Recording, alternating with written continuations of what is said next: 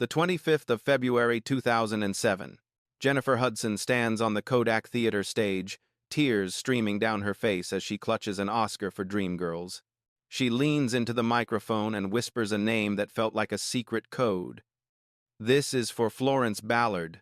For a fleeting second, the glamour of Hollywood cracked. It was a bridge built across 3 decades, connecting a multi-million-dollar gala to a forgotten grave in Detroit. But before Florence Ballard was a name invoked at the Oscars, and long before she was a ghost of Motown, she was just Blondie. Detroit, 1943. The city was the roaring engine of the world. Men in grease-stained shirts worked triple shifts at General Motors to build the planes and tanks that were winning a war.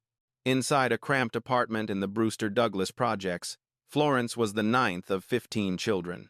In a house that loud, you didn't just speak to be heard, Banfi hat. Her father, a quiet man who found his peace in his guitar strings, recognized it first. By age 5, Florence had a voice that sounded like it had already lived 100 years. Neighbors in the projects would prop open their windows in the sweltering heat just to hear the little girl with the grown woman's voice echo through the concrete canyons. She was vibrant. She was Blondie, a nickname given for her light complexion and the auburn tint in her hair. She wasn't a tragic figure yet. She was the life of the party, a girl who could out-laugh and out-sing anyone on the block. Music wasn't a career path, it was the oxygen of the Brewster Projects. It was in those hallways that Florence found her first accomplice, Mary Wilson. They were 2 teenagers harmonizing in bathroom stalls because the acoustics made them sound like they were in a cathedral. They weren't looking for a machinery to join. They were looking for a way to matter. When a local manager began looking for a sister act to his male group, Florence didn't just join, she led. She brought Mary, and they found a sharp, ambitious girl from down the street named Diana Ross. They called themselves the Primettes. They were 3 girls, 1 borrowed microphone, and a dream that was louder than the factory whistles. Florence was the undisputed anchor. Her deep, church-born tone gave the group its gravity. They made their own dresses, they walked through Detroit snowdrifts to reach $5 gigs, and they shared a teenage promise: if one of us makes it, we all make it. But as the investigation into Florence's life begins to peel back the layers, we see the first cracks in the pavement. In those early days at Hitsville U.S.A., Florence wasn't a background singer. She was the one Berry Gordy initially put out front. She was the one who sang buttered popcorn with a grit that made the floorboards shake. She was a woman of soul in a world that was about to ask her to be a girl of pop. We aren't here to judge the system just yet. We are here to meet the girl who gave that system its name. Florence Ballard was the one who looked at a list of names and pointed to the Supremes. She chose the word. She owned the sound. But as the 1,950 seconds turned into the 60 seconds, the girl from Brewster was about to find out that in the factory of hits, the most powerful voice isn't always the one that's allowed to lead the song. Every investigation into a fallen star eventually finds a point of no return, a moment where the light in their eyes is replaced by a guarded, permanent flicker of survival. For Florence Ballard, that moment didn't happen in a boardroom or on a stage. It happened on a dark street in Detroit in the summer of 1960. Florence was 16. She was the star of the Primettes, the girl who believed that a song could fix anything. After a local dance, a boy she knew, a neighborhood athlete she trusted, offered her a ride home. He didn't take her home. He took her to an empty lot, and at knife point, he raped her. The forensic record of this trauma is found not in police files, which, in 1960 seconds, Detroit rarely took the pain of a black girl seriously, but in the silence that followed. Florence disappeared. She stopped singing. She locked herself in her room in the Brewster Projects, refusing to eat, refusing to speak, her auburn hair losing its luster.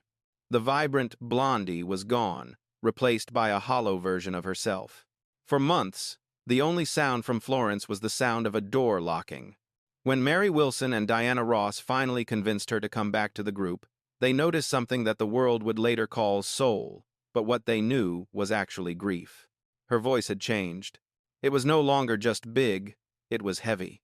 It had developed a darker timbre, a jagged edge that felt like it was pulling from a well of deep, unexpressed pain. When she sang, she wasn't just hitting notes, she was exorcising demons.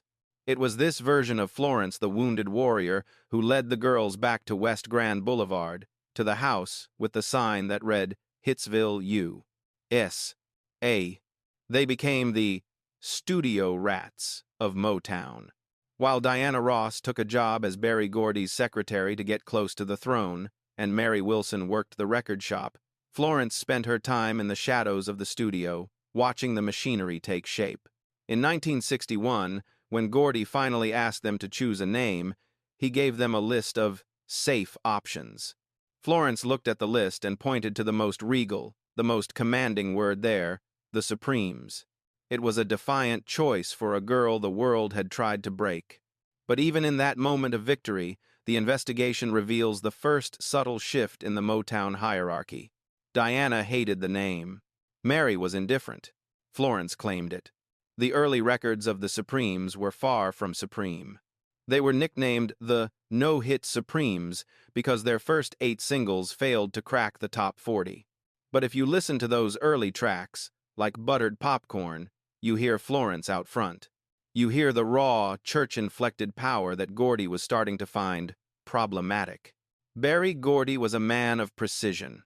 He wanted the sound of young America, a sound that was smooth, polished, and most importantly, non-threatening to white ears. Florence's voice was too big for the box he was building. It was too black, too gospel, too much like the streets of Detroit that Gordy was trying to move away from. As the girls toured the Chitlin circuit, the string of segregated venues across the South, Florence was the one who kept their spirits up. She was the one who handled the hecklers and the racist sheriffs with a sharp tongue and a proud chin. She was still the leader, the anchor, the one who named the dream. But inside the halls of Motown, the eyes of the architect were shifting. The investigation shows that while Florence was singing her heart out to keep the group alive, the spotlight was being recalibrated to find someone else. The No-Hit Supremes were about to become the biggest act in the world. But for Florence Ballard, the price of that success would be the very thing that had saved her life after that dark night in 1960, her right to be heard. In the summer of 1964, the world changed for 3 girls from the Brewster Projects. The investigation into the Motown archives shows a sudden, vertical climb. Where Did Our Love Go hit #1 on the Billboard Hot 100, followed by Baby Love, then Come See About Me. In the span of a year, the Supremes became the biggest female act on the planet. They were no longer the No-Hit Supremes. They were the symbols of a new, sophisticated black excellence. But if you look closer at the forensic record of those recording sessions, you see the beginning of a systematic disappearance. Berry Gordy had found his formula. He didn't want the raw, gut-wrenching power of the church. He wanted the sound of young America, a sound that was sweet, breathy, and reached across the racial divide without causing a stir. To Gordy, Florence Ballard's voice was like a storm. Diana Ross's voice was like a breeze. He chose the breeze. The investigation into the studio dynamics reveal a brutal shift. Florence, the woman who had anchored their harmonies and led their early records, was told to pull back. Her deep, soulful timbre was relegated to the background. She was instructed to sing oohs and ahs behind Diana's leads. On stage, the choreography was redesigned. Diana was moved to the center. Florence and Mary Wilson were pushed to the wings. It was a visual and auditory demotion, performed with surgical precision. But the erasure wasn't just musical, it was personal. The Supremes were now under the Motown finishing school protocol.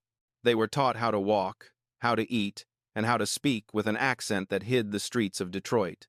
Florence, always proud and unapologetically real, found the mask suffocating. She was Blondie from the projects. She spoke her mind. She laughed too loud, and she refused to pretend that the Gilded Cage didn't have bars. The pressure of 300 days a year on the road began to take its toll. The investigation into the tour logs shows a grueling schedule of one-night stands, segregated hotels, and constant rehearsals. While Diana had Berry Gordy's personal attention and protection, Florence was increasingly isolated. She watched as her favorite songs, the ones that required a real, grown woman's voice, were given to Diana. Every time the announcer introduced them, Flo waited for the moment the hierarchy would become official. That moment arrived in 1967. The bill for the group's success was presented, and the name on the check had changed. Berry Gordy announced that the group would henceforth be known as Diana Ross and the Supremes. For Florence, this was the ultimate betrayal. It wasn't just about billing, it was about the theft of her identity. She was the one who named the group. She was the one who had kept them together through the hunger and the snow. Now, she was being treated like a replaceable accessory in a show she had co-created. The record shows that this is when the silence of Part 2 was replaced by a different kind of noise, the sound of a woman screaming for air. She began to fight back in the only way she knew how, through defiance. She showed up late to rehearsals. She argued with Gordy about the direction of the music. She began to drink, not to celebrate the fame, but to dull the sensation of being erased while standing in the spotlight. The industry called it difficult behavior. The investigation calls it a natural reaction to a spiritual kidnapping. In the eyes of Motown, Florence Ballard was becoming a problem that needed to be solved. She was a woman of soul in a factory that demanded dolls. And as the sequins sparkled under the lights of the Copacabana, the trap was being set. Florence Ballard was about to be removed from her own dream, leaving behind nothing but the echoes of a voice that was once too big for the world to handle. July 1967. The Flamingo Hotel in Las Vegas. Inside the dressing rooms of the world's most famous girl group, the oxygen had run out. The investigative record shows that by this summer, Florence Ballard was no longer treated as a founding member. She was a problem that required a permanent solution. The name change to Diana Ross and the Supremes was now official on every marquee, and the psychological pressure on Florence was being dialed up to an unbearable frequency. Berry Gordy wasn't just managing a group, he was engineering a replacement, and he was waiting for Florence to give him the excuse to pull the trigger. Florence provided that excuse with the only weapon she had left, her defiance. For weeks, Gordy had been waging a war of attrition against Florence's self-esteem. He criticized her weight in front of the crew, he weaponized her attitude in meetings she wasn't invited to, and he systematically stripped her of her voice. On the night of the final Vegas show, the confrontation reached its breaking point. Just minutes before the curtains rose, Gordy reportedly insulted her one last time, targeting her appearance with a cruelty designed to break her. But Florence Ballard was Blondie from the Brewster Projects. She didn't break, she burned. She walked onto that stage under the blinding lights and did the unthinkable. During the high-energy choreography, she smirked at the front row and deliberately pushed her stomach out, mocking the perfect doll-like image Gordy demanded. She sang her background parts with a biting, sarcastic edge, her deep voice cutting through the polished pop veneer. To the audience, it was a moment of strange, rebellious comedy. To Berry Gordy, watching from the wings like a general, it was an act of high treason. It was the smoking gun he had been waiting for. The forensic timeline of the next 48 hours is a masterclass in corporate coldness. By the time the sun rose over the Nevada desert, Florence Ballard was no longer a Supreme. She was told her services were no longer required. The investigation reveals the chilling depth of the premeditation.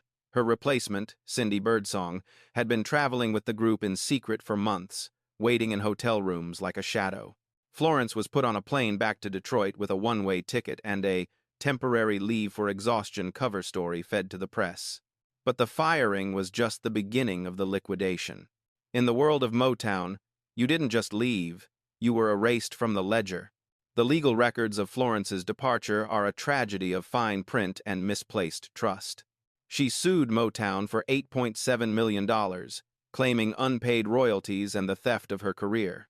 However, the investigation reveals a betrayal that cut deeper than any corporate contract. Her own lawyer was allegedly working against her interests. She ended up with a pittance just $160,000 after years of building a multi-million-dollar empire that had fundamentally changed the face of American music. But the most cruel clause in the settlement, the soul-killing clause, wasn't about the money. As part of the agreement, Florence Ballard was legally forbidden from using the phrase former supreme or original supreme in any of her future marketing. The industry didn't just take her job, they took her history. They took the very name she had chosen for the group in 1961. They turned her into an anonymous citizen in a world she had helped create. Florence returned to Detroit, back to the city where she was once the girl with the grown woman's voice. She tried to record solo material, but the investigative trail shows a strange, silent wall. Radio stations, fearful of Gordy's influence or simply following the industry's new Diana-centric lead, refused to play her music. Florence was being blacklisted by a system that had no use for a woman who refused to be a doll. The investigation shows a woman standing on her porch in Detroit, watching the tour buses of the new Supremes pass her by. She watched as they wore the gowns she had helped design and sang the harmonies she had anchored with her blood and gospel. She was only 24 years old, and she was already being spoken of in the past tense.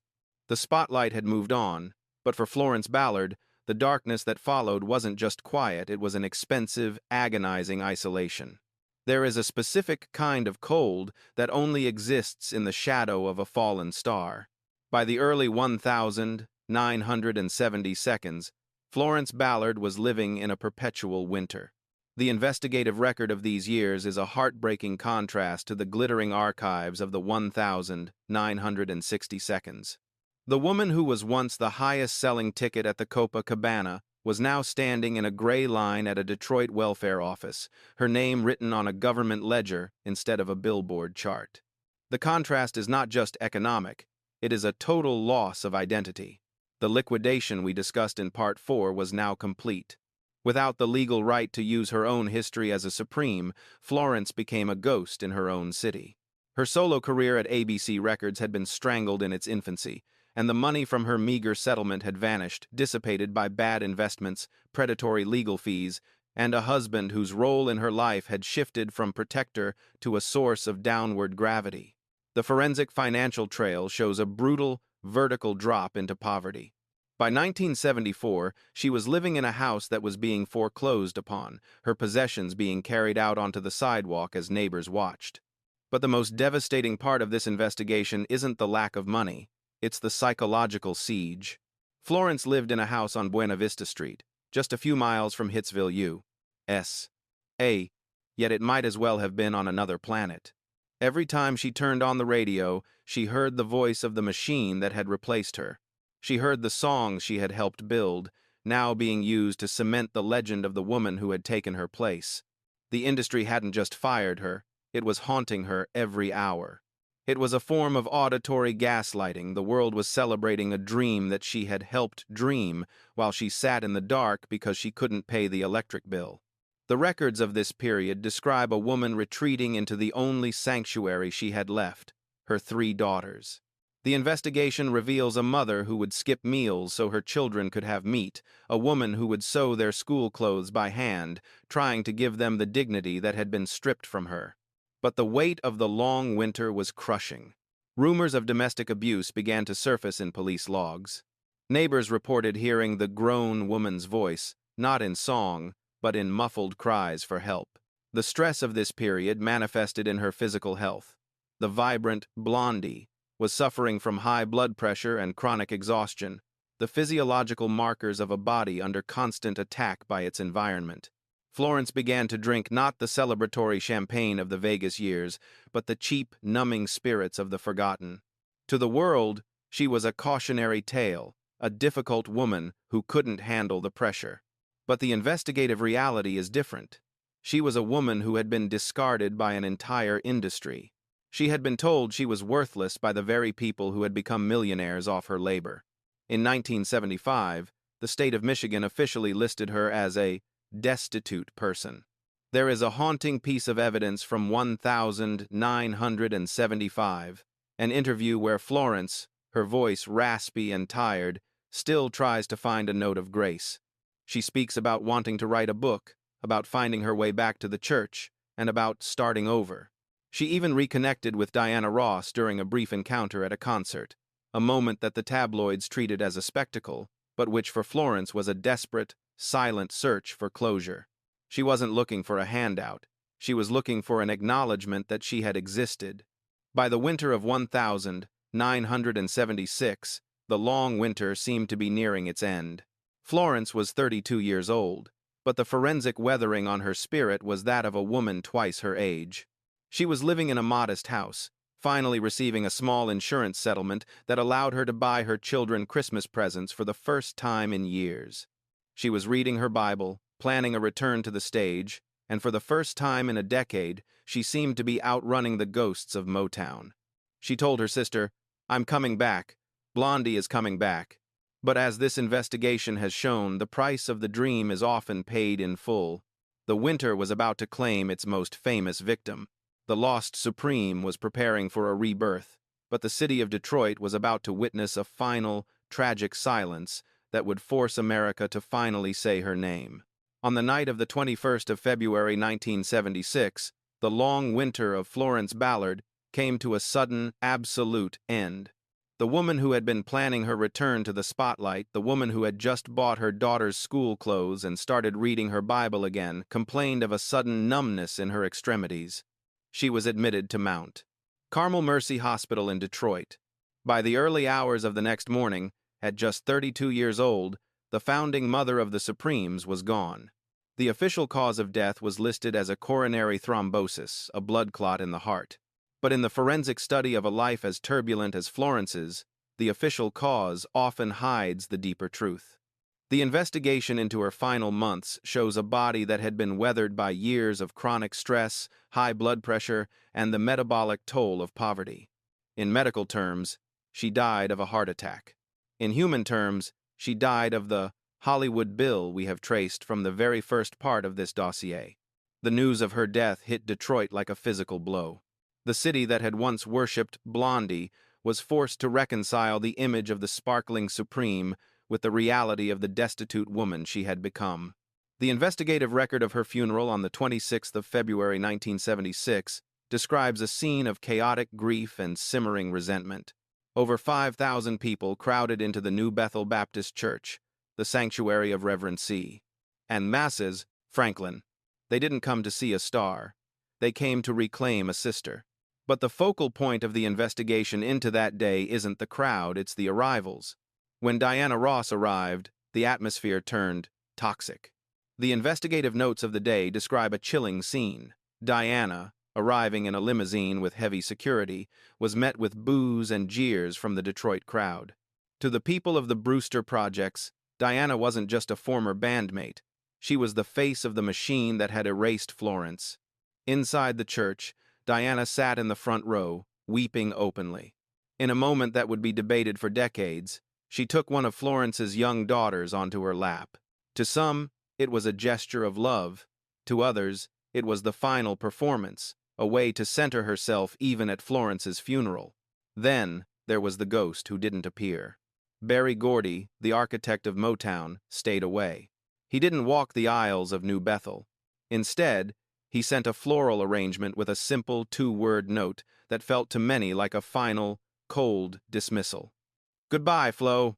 As the casket was carried out of the church, the people of Detroit surged forward. They climbed onto the hearse, reaching for the flowers, desperate to take home a piece of the woman who had represented their own dreams. They understood what the industry chose to ignore, that Florence Ballard was the heartbeat of the sound that moved the world. When she died, a part of Detroit's soul died with her.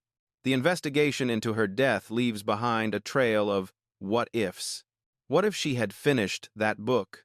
What if her solo album had been given a fair chance? Her sister later whispered rumors of fear that Florence knew things about the inner workings of the industry that made people uncomfortable. But the forensic reality is simpler and more devastating. Florence Ballard died because she was a woman of high-voltage truth in an industry that preferred low-wattage illusions. She was buried in Detroit Memorial Park, leaving behind 3 daughters and a legacy that Motown tried to bury with her. But as we move into our final chapter, we will see that the final silence wasn't the end. It was the moment her voice began to vibrate on a frequency that no corporation could ever silence. Some stories don't need a happy ending to be legendary. They just need an honest one. As we close the investigative dossier on Florence Ballard, we are forced to confront the truth that the music industry spent decades trying to sanitize. That you can take a woman's solos, you can take her name, and you can even take her life, but you cannot erase her frequency. For years, Florence was the lost supreme, a cautionary tale whispered in the hallways of Hitsville. But history has a way of correcting the record when the truth is written in a voice as powerful as hers. The legacy of Florence Ballard isn't found in the gold records hanging in Berry Gordy's office. It is found in the very foundation of modern soul. When we look at the landscape of 21st century music, we see her heirs everywhere.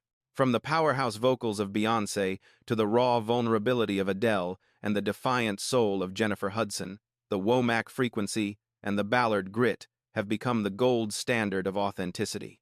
She was the woman who proved that soul isn't a marketing category, it is a survivor's anthem. The investigation into her cultural resurrection reveals a fascinating shift in the 1,980 seconds and 90 seconds. As the glitter of the crossover era began to fade, music historians and fans began to dig through the archives. They found the early tapes, the unpolished, two black versions of the hits, and they heard the truth. They heard the woman who gave the group its gravity. Books like The Lost Supreme and documentaries began to peel back the layers of Motown's finishing school to reveal the warrior underneath.